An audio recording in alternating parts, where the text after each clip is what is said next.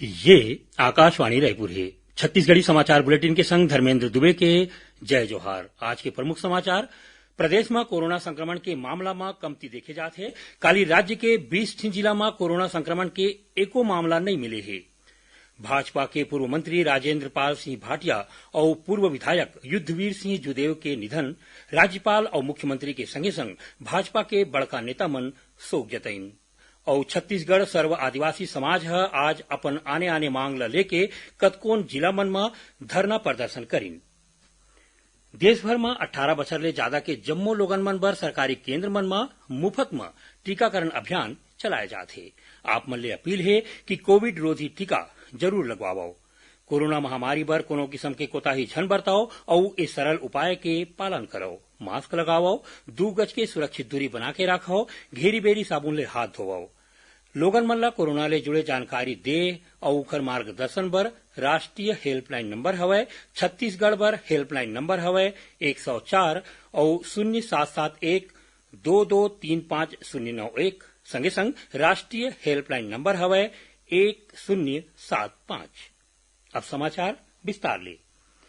प्रदेश में कोरोना संक्रमण के मामला में कमती देखे जाते। औसत पॉजिटिविटी दर कम होके 0.08% पहुंच गए हैं।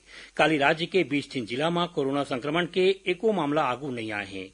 वहीं प्रदेश में कुल 14 नवा कोरोना मरीज मिले हैं। ए बेरा 300 ले ज्यादा मरीज मन के इलाज अस्पताल मन में चलत है। इति प्रदेश के जम्मो जिला मन में टीका लगाए के काम चलत है। कोरोना ले बचाव बर कोरिया जिला में आज ले सघन कोविड टीकाकरण अभियान शुरू करे गए है। जिला कलेक्टर है बैठ कर आके एसडीएम जनपद पंचायत के सीईओ नगरीय निकाय के अधिकारी और पंचायत के नोडल अधिकारी मन ला 100% टीका लगाए के निर्देश दे हवय। संगे संग ओमन वन आयुर्वेद और शिक्षा विभाग ला स्वास्थ्य विभाग के संग मिलके काम करे बर कहे है। चंदूलाल चंद्राकर मेमोरियल अस्पताल और मेडिकल कॉलेज में खाली 1041 पद में जल्दीच भर्ती करे के काम शुरू करे जाही। स्वास्थ्य मंत्री टीएस सिंहदेव काली मेडिकल कॉलेज के संचालक मंडल के बैठका में ये बात कहीन। बैठका में स्वास्थ्य मंत्री अस्पताल और कॉलेज के व्यवस्था के जानबालीन और जरूरी निर्देश दिन। संगे संग मेडिकल कॉलेज में पढ़त 150 छात्र मन के पढ़ाई और पढ़ाए जात विषय में पीजी कोर्स शुरू करे के मंजूरी दिन। भाजपा के पूर्व मंत्री और विधायक राजेंद्र पाल सिंह भाटिया काली संझा राजनांदगांव जिला के छुरिया स्थित अपन घर में आत्महत्या कर लीन। पुलिस सुसाइड नोट बरामद करे है जेमा पेट के बीमारी की स्थिति आत्महत्या करे के बात लिखे है। राजेंद्र पाल सिंह भाटिया भाजपा शासन में परिवहन मंत्री रहीन और खुज्जी विधानसभा क्षेत्र ले 3 बार विधायक चुनेगी। बछर 2013 में हो विधानसभा चुनाई में भाजपा ढार ले टिकट नहीं दे के सेती ओमन निर्दलीय चुनाव लड़े रहीन। राज्यपाल, मुख्यमंत्री, विधानसभा अध्यक्ष, भाजपा के राष्ट्रीय उपाध्यक्ष के संगे संग बड़का नेता मन श्री भाटिया के निधन में संवेदना व्यक्त करे है। उन्हें भाजपा के पूर्व विधायक और ब्रेवरेज कारपोरेशन के अध्यक्ष रहे युद्धवीर सिंह जुदेव के आज बंगलुरु में निधन हो गए। ओमन पाछू दिन ले बीमार रहीन। श्री जुदेव भाजपा के बड़का नेता स्वर्गीय दिलीप सिंह जुदेव के बेटा रहीन। युद्धवीर सिंह जुदेव राजनीति में पंचायत सदस्य के रूप में शुरुआत करीन, जेकर बाद चंद्रपुर ले विधायक बनिन और संसदीय सचिव घलो रहीन। राज्यपाल, मुख्यमंत्री, भाजपा के प्रदेश प्रभारी और राष्ट्रीय उपाध्यक्ष श्री जुदेव के निधन पर दुख व्यक्त करे है। छत्तीसगढ़ सर्व आदिवासी समाज आज अपन आने आने मांग ल लेके कतकोन जिला मन में धरना प्रदर्शन करीन।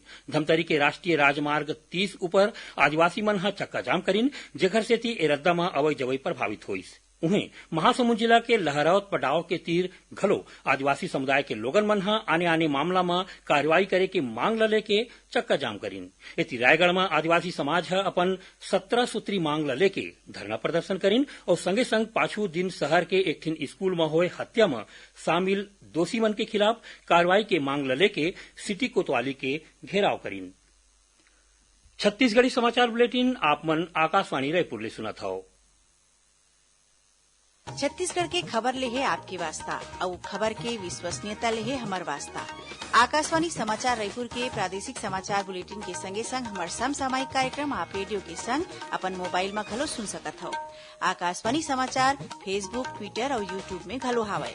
हमार फेसबुक पेज हरे Chhattisgarh news on AIR, Twitter handle CGAIR news और हमार यूट्यूब चैनल हरे छत्तीसगढ़ AIR न्यूज। तो अब रेडियो के संगे संग आपके मोबाइल के माध्यम ले हम आप तक पहुंचत हन। छत्तीसगढ़ के हर खबर पर सुनत रहो आकाशवाणी समाचार। अब आगू बाढ़बो बांचे समाचार को थी। आजादी के अमृत महोत्सव में आकाशवाणी समाचार है स्वाधीनता संग्राम और ओखर गौरव वाले इतिहास ऊपर विशेष अमृत महोत्सव प्रश्नोत्तरी कार्यक्रम चलावत है। सुनैया मन ला बता दन कि ये प्रश्न है राष्ट्रीय स्तर में राखे गए प्रश्नोत्तरी के तहत पूछे जाही। एकर जवाब प्रादेशिक बुलेटिन के प्रश्नोत्तरी पर राखे गए ईमेल या मोबाइल नंबर के बजाय आज के प्रश्न के बाद बताए गए व्हाट्सएप नंबर या ईमेल में भेजना होही। आज के प्रश्न है कांग्रेस के कौन से सत्र में पूर्ण स्वराज की घोषणा करेगी रहीस। ये प्रश्न के उत्तर व्हाट्सएप नंबर 8826546262 या ईमेल अमृत महोत्सव quiz@gmail.com में भेजें। भाग्यशाली प्रतिभागी ला प्रजेता के रूप में चुने जाही और काली के समाचार प्रभात में विजेता के नाव की घोषणा करे जाही। आजादी के अमृत महोत्सव के तहत ए बेरा प्रदेश में कतकोन कार्यक्रम चलाए जाते। राजनांदगांव में जिला और जनपद स्तर में स्वच्छता ले स्वच्छाग्रह रथ यात्रा निकालेगी। 2 अक्टूबर तक ये रथ जिला के आने आने गांव में घूम के सरकार के स्वास्थ्य ले जुड़े जन कल्याणकारी योजना के प्रचार प्रसार करही। रथ के माध्यम ले गांव के लोगन मन ला साफ सफाई के बारे में घलो बताए जाही। हिंदी के जाने माने कवि और साहित्यकार विनोद कुमार शुक्ल ला साहित्य अकादमी के प्रतिष्ठित फेलोशिप दे गए है। ये फेलोशिप साहित्य अकादमी लहार ले दे जाए बड़का सम्मान हरे। बछर 1968 में सबले पहली डॉक्टर सर्वपल्ली राधाकृष्णन ला ये फेलोशिप दे गई रहीस। चांदबा के मुताबिक रायपुर के रहिया साहित्यकार विनोद कुमार शुक्ल के पहली कविता संग्रह बछर 1971 में लगभग जय हिंद नाव ले छापे गई रहीस।